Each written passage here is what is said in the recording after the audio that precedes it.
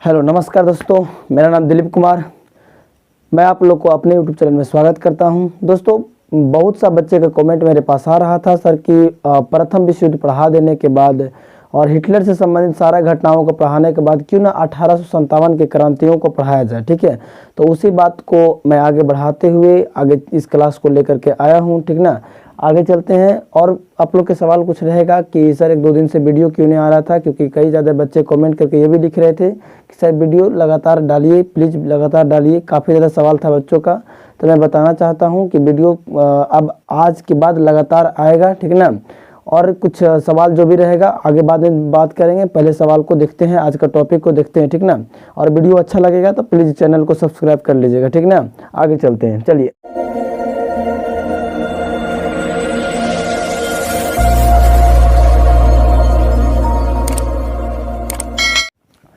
आज का हमारा टॉपिक है 1857 का क्रांति या फिर विद्रोह। मेन बात पहले समझ जाओ, इस शब्द का मतलब पहले समझो। ठीक है, विद्रोह का मतलब क्या होता है बाबू। अब यहाँ पे दो तीन शब्द हम लिख रहे हैं। ठीक ना, पहले हम लिख रहे हैं आंदोलन और दूसरा बात लिख रहे हैं विद्रोह। ये दोनों में बहुत बारीकी से अंतर है। ठीक ना, आंदोलन अलग चीज होता है और विद्रोह अलग चीज होता है। ठीक ना, अगर हम आंदोलन बोले तो आंदोलन की मतलब होता है कि अपने मांगों के लिए, यानी अपने किसी भी चीज का मांग कर रहे हो उसके लिए मारा पीटी नहीं करना, बल्कि सिर्फ और सिर्फ मांग को रखना। जिस प्रकार अगर हम बोल सकते हैं, अगर फिलहाल में तो एनटीपीसी के रिजल्ट के लिए जैसे कि हम लोग देखें तो अब और अग्निवीर के जो रैली हम लोग देखें, हम वो कह सकते हैं कि आंदोलन था, वो क्रांति नहीं था। तो आंदोलन समझ में आ गया कि आंदोलन हम ये कह सकते हैं कि वो क्रांति की तरह नहीं होती है, बस उसमें मांग रखा जाता है शांतिपूर्वक। ठीक ना, अब विद्रोह के मतलब होता है कि कोई वैसा घटना जो काफी लंबे समय से चल रही हो।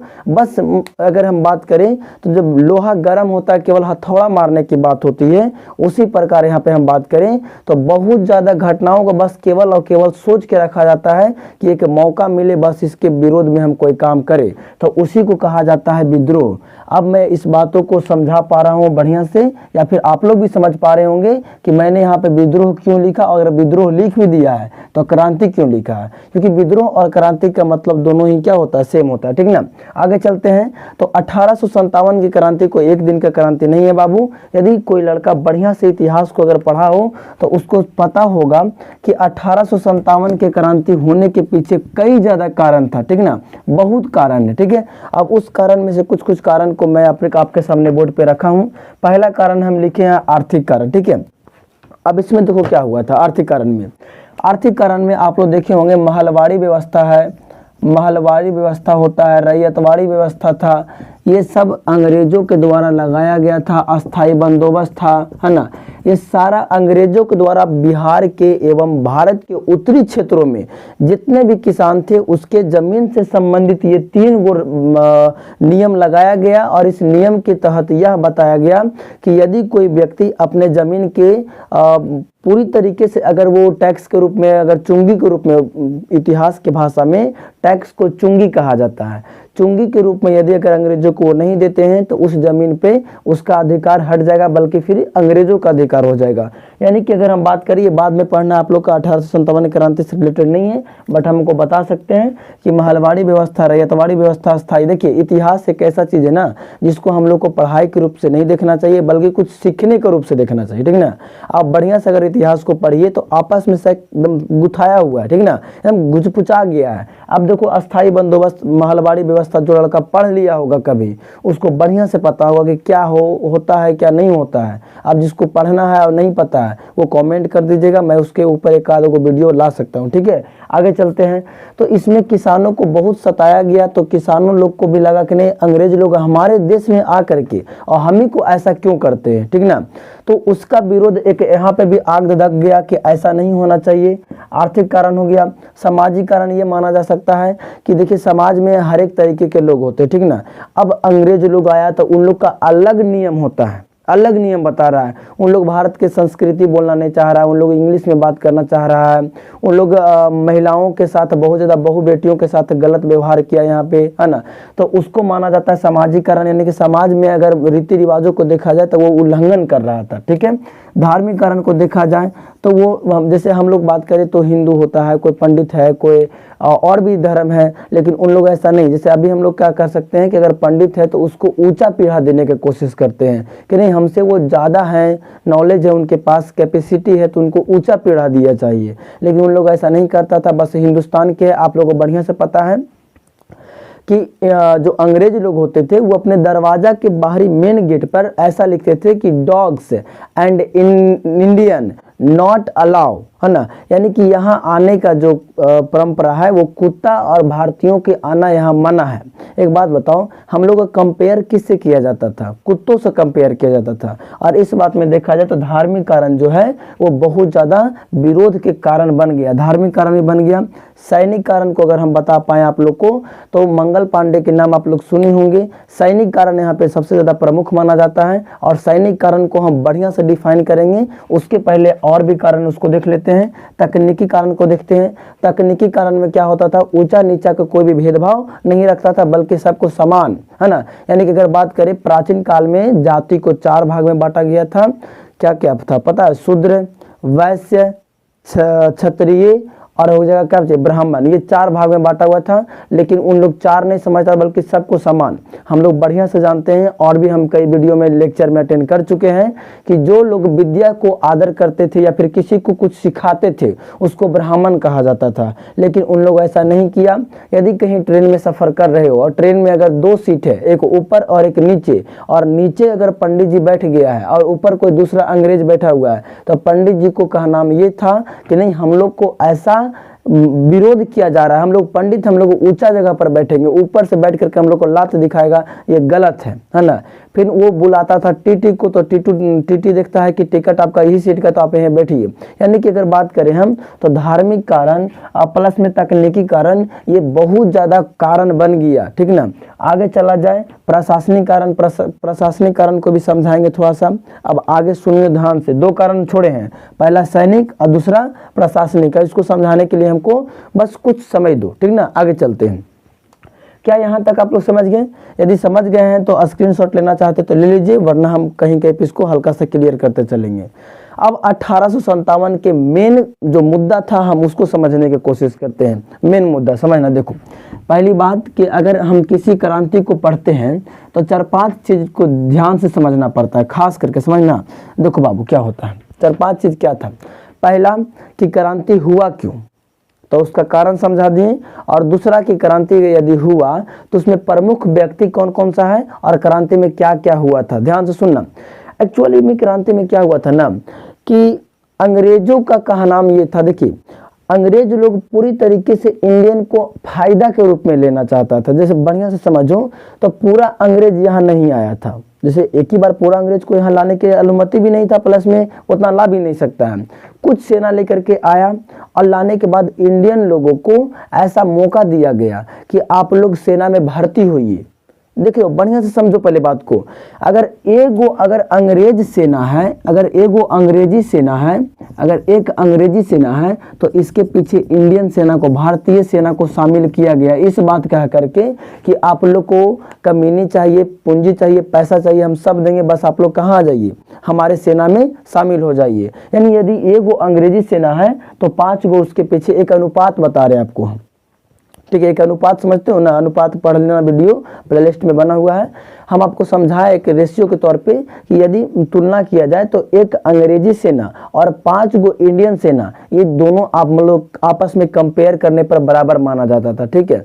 और जैसे जैसे वो अपने सेना को भारत में शिफ्ट करते गया, उससे वैसे अपने भारत के सेना को हल्का हल्का कम किया गया। और बढ़िया से तुम देख पाओ तो अंग्रेजी सेना को जितना भी आदर और सम्मान मिलता था उससे बहुत कम हम क्या बोल सकते हैं, बहुत से बहुत कम इंडियन सेना को कम दिया गया, ठीक है। ना तो इज्जत और ना ही कोई संस्कार। एक बात बताओ, अभी भी अगर हम लोग अपने इंडियन आर्मी को देखें तो उसमें भी सिख हो चाहे तो कोई भी हो, उसको एक दाढ़ी रखने का एक अनुमति दिया जाता है। जैसे कोई सिख है तो उसके एक प्रमुख से होता है तलवार रखना, तो वो तलवार रख सकता है, परंतु उसको कमांडेंट से जा करके एक अधिकारी पत्र पत्र लाना पड़ेगा कि हाँ हम लोग को इसका रखने की अनुमति दिया जाए। अब नॉर्मली कोई इंसान है चाहेगा कि हम आर्मी बन करके भी दाढ़ी रखें तो वो नहीं रख सकता। क्यों नहीं रख सकता है कि जब वो बंदूक चलाएगा बाबू, तो बंदूक चलाएगा तो उसको अगर दाढ़ी गलती से उसमें फंस गया तो वो बंदूक चलाने से पहले वो खुद से संभालना पड़ेगा उसको। इसलिए आर्मी में बंदूक मतलब जो चलाता है उसको दाढ़ी रखना मना है, ठीक ना। लेकिन कुछ कुछ वैसे भी जो कास्ट होते हैं, सिख धर्म के लोग, पंजाबी धर्म के लोग, उसको दाढ़ी रखने की अनुमति दिया गया है, परंतु उसको पहले कमांडेंट से जाकर के ऑर्डर लेना पड़ेगा। लेकिन वहाँ पे क्या कहा गया कि नहीं कोई भी रहो आपको पूरी तरीके से दाढ़ी कटवाना पड़ेगा। पंडित लोग का पहचान होता है, उसके पास टीक जो होती है, जो एक बाल होता है वो ज़्यादा लंबा रहना चाहिए तो चाहिए। और ऐसा कहा गया कि नहीं हमको लंबा उम्बा कुछ नहीं चाहिए, एक समान रहना चाहिए, है ना। यानी बढ़िया से देखो तो 1857 की क्रांति में ऐसा उसको करना नहीं चाहिए, फिर भी ऐसा किया, इसीलिए खास कारण माना जाता, ठीक ना। और आगे समझो बढ़िया से क्या हुआ कि जब भारत की सेना को धीरे धीरे कम कर रहा है, वो अपने सेना को यहाँ ला करके शिफ्ट कर रहा है, तो इंडियन में क्या हो रहा है कि कुछ भावनाएं उत्पन्न हो रही है। और भी तुम समझो, पहले क्या था ना कि पहले एक दूसरा मतलब बंदूक था, बंदूक समझते हो, राइफल। लेकिन बाद में एक दूसरा राइफल लाया गया जिसका नाम था Enfield rifle, Enfield rifle. But इसमें एक चीज, इस राइफल में एक चीज कमी थी, और कमी ये था, देखिए पहले वाला राइफल में क्या था ना कि नॉर्मली दाना डालो और उसको लोड करके चला दो, ठीक ना। परंतु अब बढ़िया से अगर पढ़ पाए तो इस एनफील्ड राइफल के जो दाना था उस दाना को पैक करके रखना बहुत ज़्यादा जरूरी था, क्योंकि उसको हाइड्रोजन एवं ऑक्सीजन के संपर्क में आने से वो अपने आप को पूरा ताकतवर दाना नहीं उतना क्रिया कर पाता है जितना वो नॉर्मली कर सकता है, ठीक ना। तो उसको एक पैकेट में बंद करके रखा जाता था, और जब उसको कहीं पे जैसे मान लेते हैं कि नॉर्मली बंदूक है, अगर इसमें हमको दाना डालना है तो पहले उसको पैकेट को काटना पड़ता है। ध्यान से सुनना, यही मेन कारण है। यदि हम आपको बोले कि 1857 की क्रांति के तत्कालीन कारण क्या है, तो हम डायरेक्ट बोलेंगे कि चर्बी वाले कारतूत का उपयोग। बट इसको समझो कि हम बोले से बोले क्या, बहुत बच्चन को लगेगा क्या बोल दिए, मंत्र बोल दिए। तो उसको फिर से मैं समझाना चाहता हूं कि मैं बोला चर्बी वाले कारतूत का उपयोग। अब इसको समझाएंगे तो तुमको समझ में आ जाएगा, टेंशन लेने की बात नहीं है। समझो ध्यान से, सपोज दैट कि एक बंदूक है, राइफल है, ठीक ना। तो इसमें जब हम उस जिस पैकेट में दाना है, 4-5 को दाना रखा हुआ है, अगर उसको हम फाड़ते हैं तो दांत से फाड़ना पड़ता था, और उसको इसमें डाल करके एक रड टाइप से होता उसको इसमें हुरा जाता था और उसके बाद चलाया जाता था। लेकिन एक नियम था ना कि जब उस पैकेट को फाड़ते हैं तो फाड़ते वक्त उसमें 2 चीज का ध्यान रखना पड़ता है। पहला चीज कि उसमें ऑक्सीजन की मात्रा नहीं जानी चाहिए। अब एक बात बताओ, उसको सही से बंद करने के लिए और भी कोई वस्तु था, लेकिन अंग्रेज लोग, बढ़िया से तुम समझो तो इस अंग्रेज लोग चोटा क्या करता है कि देखो भारत में जो भारत के आर्मी लोग जो वहाँ पे थे अंग्रेजी सेना के रूप में, उसमें हिंदू भी था और मुस्लिम भी था। आप बढ़िया से अगर जान पाते हैं तो हिंदू धर्म में गाय को खाना बहुत क्या है, बहुत गंदा माना गया है, और मुस्लिम धर्म में सुअर को खाना बहुत गंदा माना गया है। तो इन लोग दिमाग लगाया कि हो इन लोग के धर्म को क्या किया जाए, नष्ट किया जाए। तो एक काम करो, गाय और सुअर दोनों को मिला करके, दोनों को काट करके, दोनों के चर्बी को मिला करके और चर्बी से उस दाना के डिब्बा को बंद किया गया। समझ रहे हो। और यदि कोई सेना इंडियन के अगर उसको फाड़ता है तो वो मुंह से लगाना पड़ेगा, और चाहे पंडित रहेगा तो वो गाय के मांस उसमें है, यानी देखो बढ़िया से, तो पंडित का भी धर्म नष्ट हो गया। और यदि कोई मुस्लिम है तो उसका शुगर का भी चर्बी उसमें लगा हुआ है, तो वो भी दांत से काटा तो वो भी क्या हो गया, नष्ट हो गया। तो तत्कालीन कारण हम अगर बोले आपको बाबू, तो इसका तत्कालीन कारण क्या हो गया, इसका तत्कालीन कारण हो गया कि जब एनफील्ड राइफल आया था तो इसका जो चर्बी वाले कारतूत थे, चर्बी वाले कारतूत, ठीक ना, चर्बी वाले कारतूत का उपयोग, अगर इस उपयोग को बढ़िया से देखा जाए, ध्यान से देखिए, भारत के जो सेना थे उसको विश्वास नहीं था कि हम लोग का जो सरकार है वो ऐसा भी छल कर सकता है। लेकिन उसी के बीच में से कोई एक ऐसा व्यक्ति जो वहाँ पे मतलब इसको पैक किया जाता था ना, वहाँ पे चला गया। वो उसको जाना मना था, परंतु वो किसी प्रकार गलती से वहाँ चला गया। तो वहाँ जाने के बाद देखता है कि खून ही खून, सब गाय का लाश ही, सुअर का लाश ही है, ये एक्चुअली में हो क्या रहा है। तो मतलब चुप्पे से देख लिया था, ठीक ना। और आ करके हंगामा कर दिया सेना में कि हम लोग जिस चर्बी वाले कारस्तूत का उपयोग कर रहे हैं, एक्चुअली वो गाय और सुअर की मांसों की मतलब चर्बी से पैक होती है। तो लोगों ने कहा कि अगर ऐसा होगा तो फिर हम लोग जो होगा से करके दिखाई देंगे, लेकिन पहले सिद्ध होना चाहिए कि ऐसा होता है कि नहीं होता है। उस सेना में एक व्यक्ति का नाम प्रमुख आता है जिसका नाम है मंगल पांडे, ठीक है ना। मंगल पांडे के साथ और भी सहयोगियों लोग आए, ठीक ना, और देखे कि क्या सही बात है। तो देखने पर पता चला कि बात क्या है, सही है। फिर उसके बाद बोला गया कि इन लोग विरोध किए। आप पूछे कि हम लोग से बिना अनुमति के आपने ऐसा हम लोग से क्यों करवाया। तो बोला गया कि नहीं, आप लोग से मैं पूछूं क्यों, आप लोग तो मेरा नौकर हैं, आप लोग को मैं रखा हूँ, पैसा देता हूँ, नौकर हो, करना है तो करो, नहीं करना तो छोड़ो। अब भारत में कुछ उतना पहले पूंजी भी नहीं था कि लोग बड़ा बड़ा मतलब फैक्ट्री खोल सके, है ना।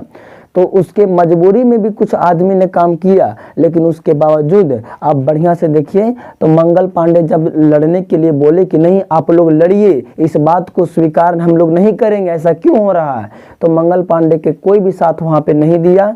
फिर भी मंगल पांडे अकेले लड़े और लड़ने के बाद जब इसको पकड़ लिया गया तो कब पकड़ लेने के बाद ये कहाँ से, बैरनपुर से, ठीक ना, बैरनपुर था कुछ था, मुझे बता सकते हो आप लोग, क्या था, बैरकपुर था, सॉरी बैरकपुर था। बैरकपुर में 29 मार्च 1857 को मंगल पांडे को क्या कर दिया गया, सारे आम बीच चौराहे पर फांसी की सजा दी गई थी। एक बात बताओ, बीच चौराहे पर ही क्यों, पॉइंट उठता है कि सर बीच चौराहे पर ही क्यों फांसी दिया गया था। तो मैं एक बात बताना चाहता हूं, अंग्रेजों का कहनाम था कि किसी भी भारतीयों को मारने से पहले उसके दिल के अंदर डर जगाना जरूरी है, ठीक ना। तो इसको मतलब कि अगर इसको हम फांसी दे रहे हैं, एक कमरे में अगर फांसी देते हैं तो कोई इसको ज़्यादा व्यक्ति नहीं देखता है, लेकिन यदि गांव के सरेआम चौराहे पे फांसी देते हैं तो सारा आदमी देखता है और इस फांसी से उस आदमी के दिल में डर जग जाएगा। परंतु मंगल पांडे ने उस फांसी पे चढ़ने से पहले बोला था कि मैं तो इस देश के लिए इस फांसी को चूमता हूँ खुशी से, लेकिन आप लोग इस फांसी को स्वीकार नहीं कीजिएगा और नहीं कीजिएगा और नहीं कीजिएगा, इसके लिए आप लोग को जान भी देना पड़े तो दे दीजिएगा, हिचकिचाइएगा नहीं, ठीक है। उसके बाद मंगल पांडे ने फांसी पर चढ़ गया। उसका मृत्यु कब हुआ था, 29 मार्च 1857 को, ठीक है। आप लोग को ये डेट थोड़ा सा याद रखना चाहिए कि मंगल पांडे को मृत्यु कब हुआ था, तो 29 मार्च 1857 को, 29 मार्च 1857 को, ठीक है। आगे चला जाए। अब यहाँ पे मेन बात आपको अब यहाँ से ध्यान देना है, थोड़ा सा बात को आगे मैं बढ़ाता हूँ। क्या अभी तक आप लोग जो हम समझा पाए, समझ पाए हैं, अभी तक क्या बताएं कि मंगल पांडे का मृत्यु हुआ और प्लस में चर्बी वाले कारस्तूत का उपयोग किया गया था, ठीक है। अब यहाँ से मेन कारण, जनता के दिल में जग गया कि नहीं अब हम लोग को भी लड़ाई करना है, क्योंकि बढ़िया से पढ़ो तो इसके पहले जनजातीय विद्रोह हो चुका है, संथाल विद्रोह हो चुका है। जो बच्चा बढ़िया से पढ़ा होगा, हम ही पढ़ाएं इस बात को, अगर हमसे भी वो लड़का पढ़ा होगा तो उसको पता है कि संथाल विद्रोह हुआ, हो विद्रोह हुआ, चुवाड़ विद्रोह हुआ। सारा विद्रोह में भारत के जनजाति अंग्रेज का एक दुश्मन के रूप में जन्म ले लिया, ठीक है।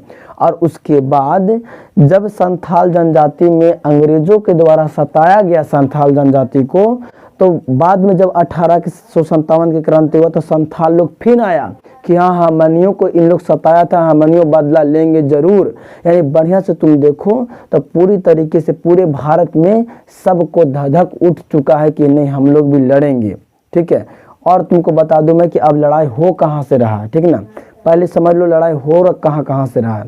लड़ाई का जो मेन प्रारंभ होता है, यानी जो लड़ाई स्टार्ट होता है बाबू, वो 10 मई, इस डेट को याद रखना, 10 मई 1857 कहाँ से होता है, तो मेरठ से होता है। कहाँ से होता है, मेरठ से होता है। मेरठ जो जगह है वो दिल्ली से लगभग 36 मील की दूरी पर ये जगह है जिसका नाम है मेरठ, ठीक ना। जगह का नाम है मेरठ, जो कि मुझे ऐसा लगता है कि उत्तर प्रदेश में होना चाहिए, बट मुझे याद नहीं है, ठीक है। ध्यान से देखते हैं। युद्ध प्रारंभ कब हुआ था, 10 मई 1857 को हुआ था, मेरठ से हुआ था, ठीक ना। जो कि जो जगह है मेरठ वो दिल्ली से 36 मील की दूरी पर स्थित है, ठीक है।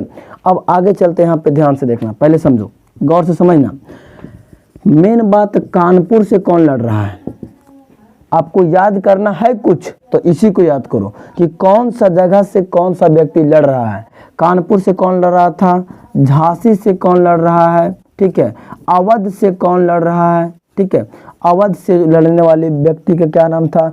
उसके बाद जगदीशपुर से कौन लड़ रहा है, जगदीशपुर, ठीक है। आप बढ़िया से समझिएगा, गौर से समझिएगा, ठीक है। अब मैं बताता हूँ आपको कि कहाँ से कौन लड़ रहा था।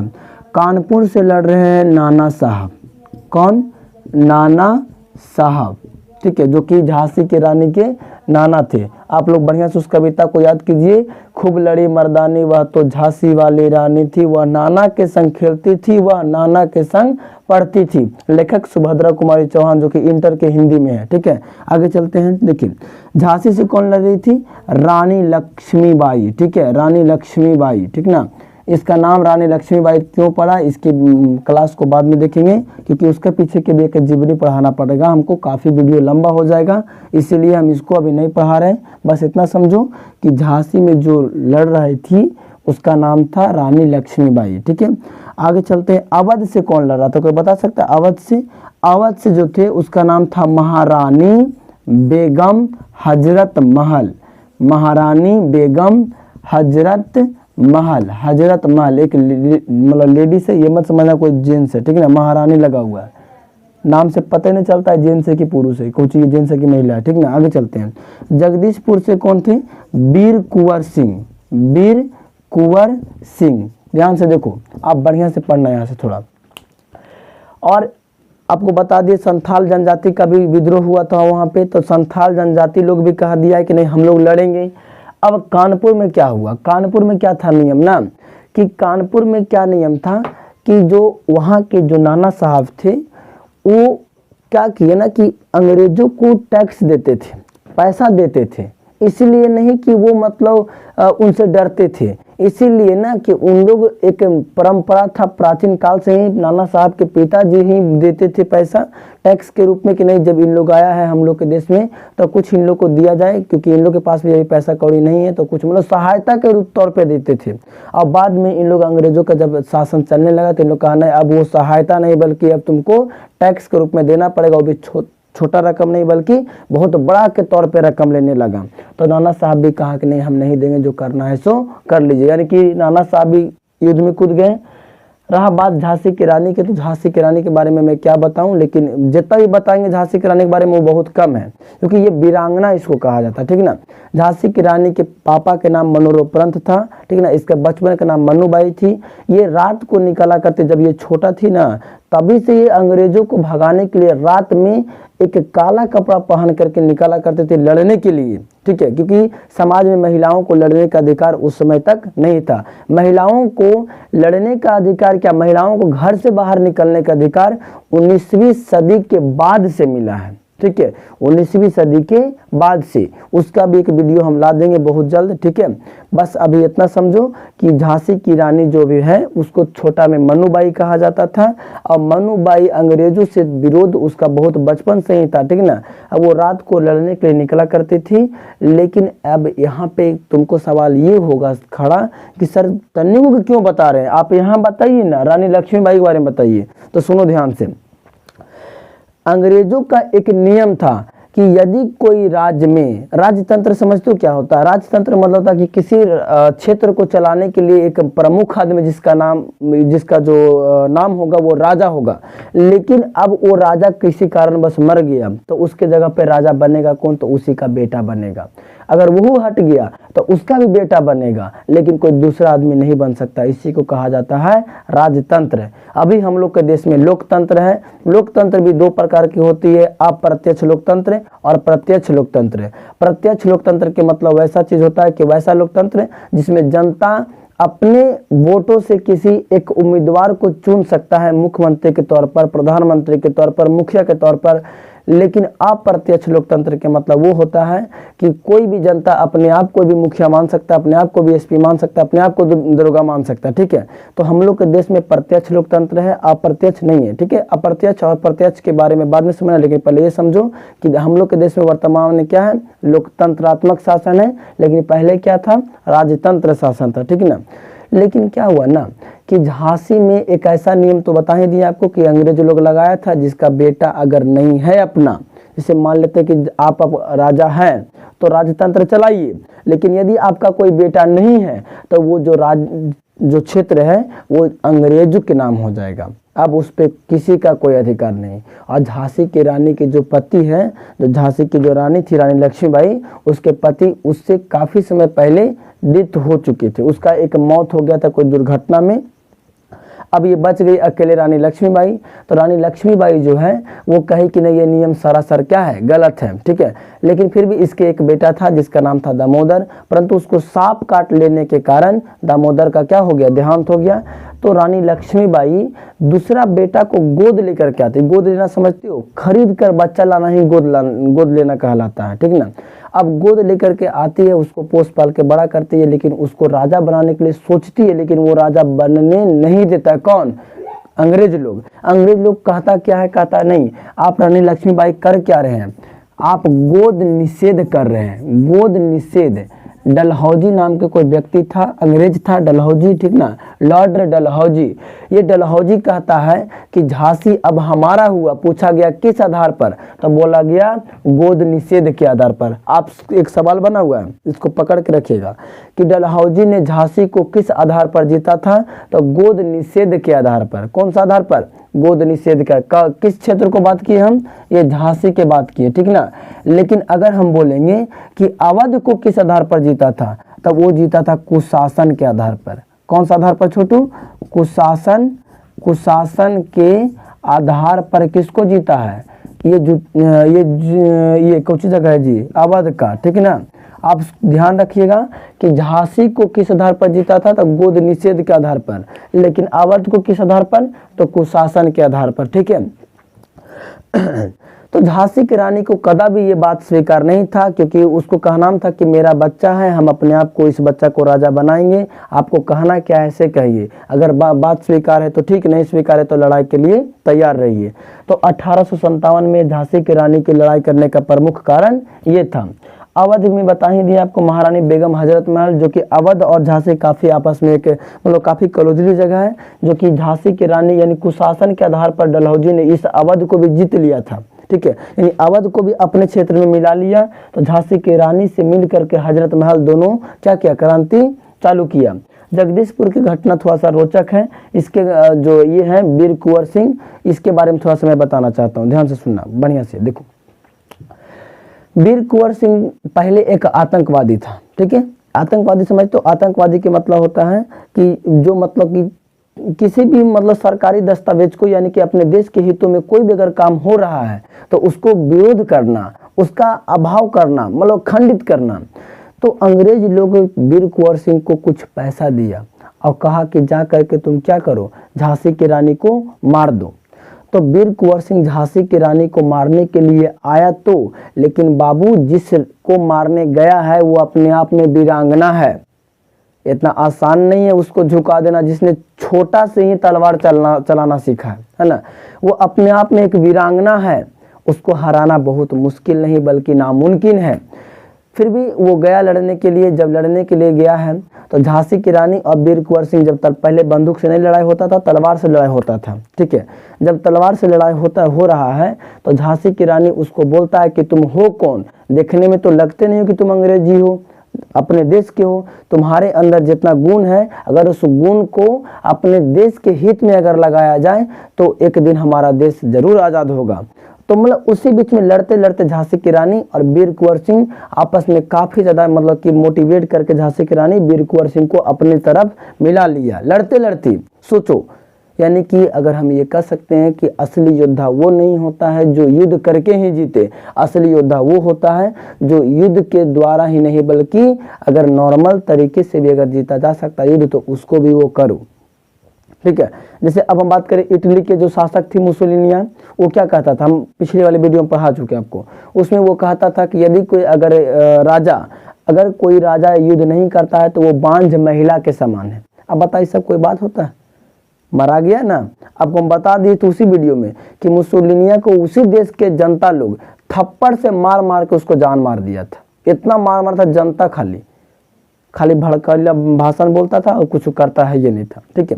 तो वो अलग टॉपिक है, वो पढ़ा चुके हैं, इतिहास का प्लेलिस्ट बना हुआ है। अगर किसी को उस वीडियो को लिंक चाहिए तो उसका लिंक डिस्क्रिप्शन में डाल दूंगा, लेकिन अगर डिस्क्रिप्शन में नहीं डाल पाए तो आप प्लेलिस्ट में जा करके वीडियो को वॉच कर सकते हैं, ठीक है।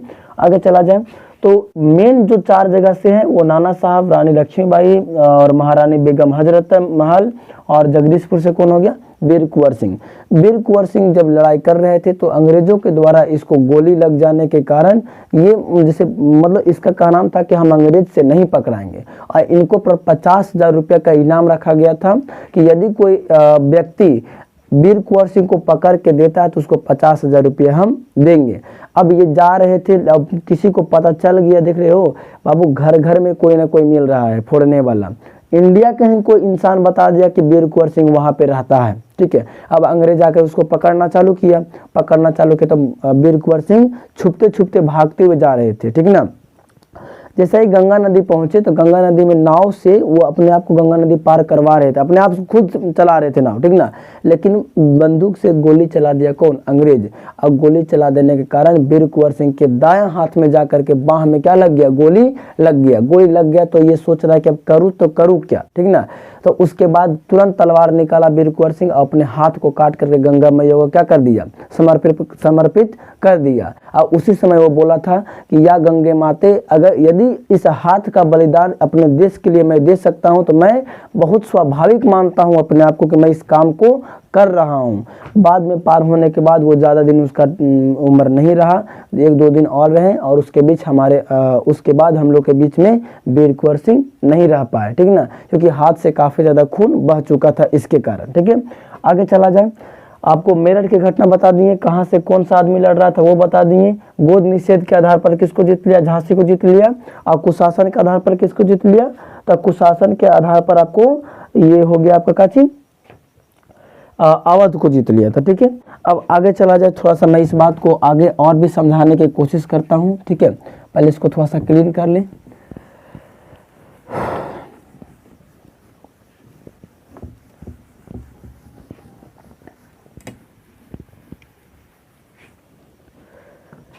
चलिए देखिए, अब यहाँ पे अब उधर के हो गया कि कौन कौन सा आदमी कहाँ कहाँ से लड़ने के लिए तैयार हुआ था, ठीक है। लेकिन अगर बढ़िया से समझ पाओ इस बात को तो थोड़ा सा और समझो।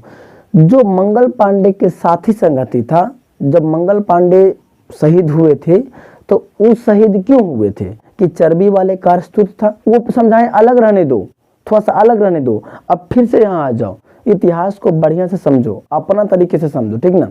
अब यहाँ आ जाओ, अब यहाँ समझो क्या हुआ।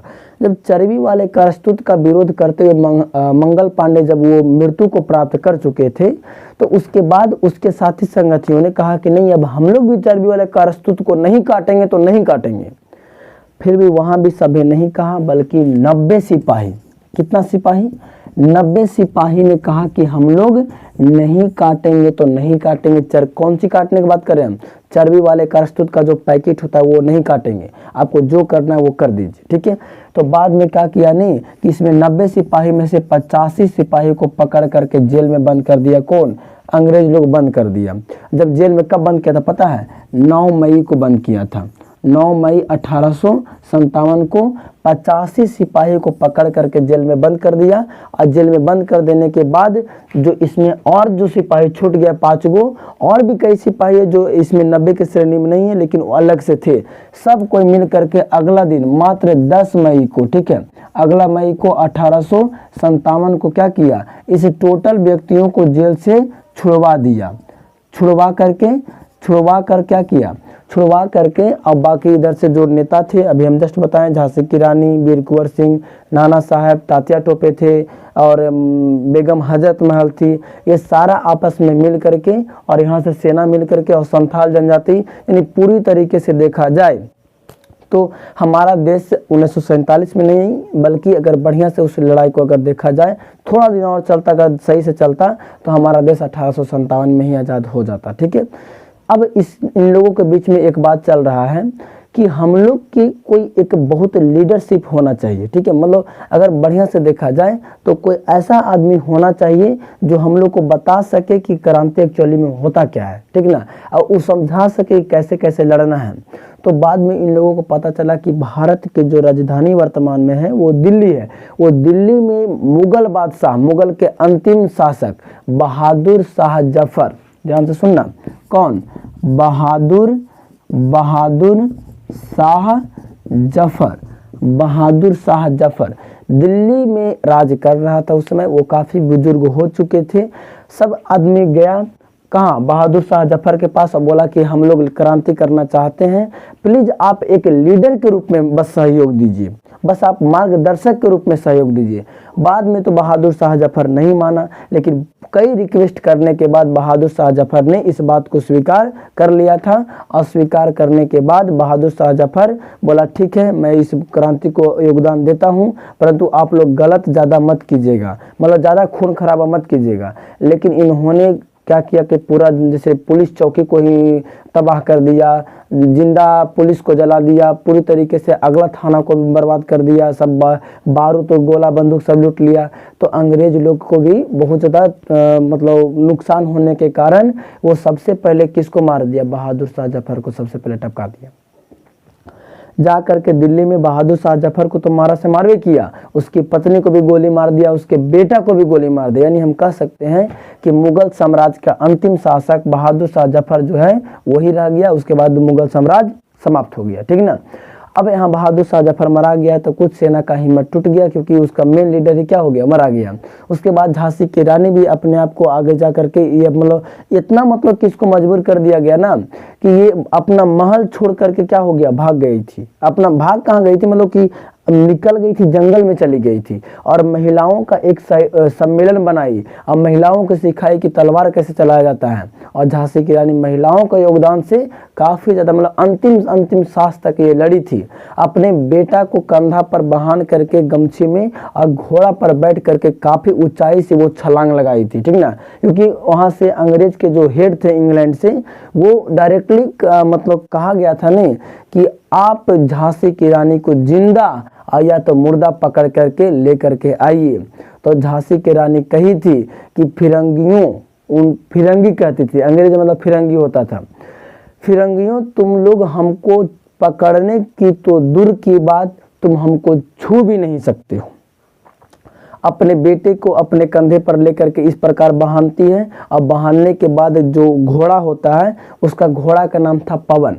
पवन का जो फीता मतलब जो चलाने वाला जो घोड़ा होता है उसको मुंह में दबा करके और दोनों हाथ में तलवार लेकर के और नरसंहार के तरह दम वीरांगना तो दुर्गा माई के तरह दम पूरी तरीके से क्या हुआ, नरसंहार करते हुए आगे बढ़ी।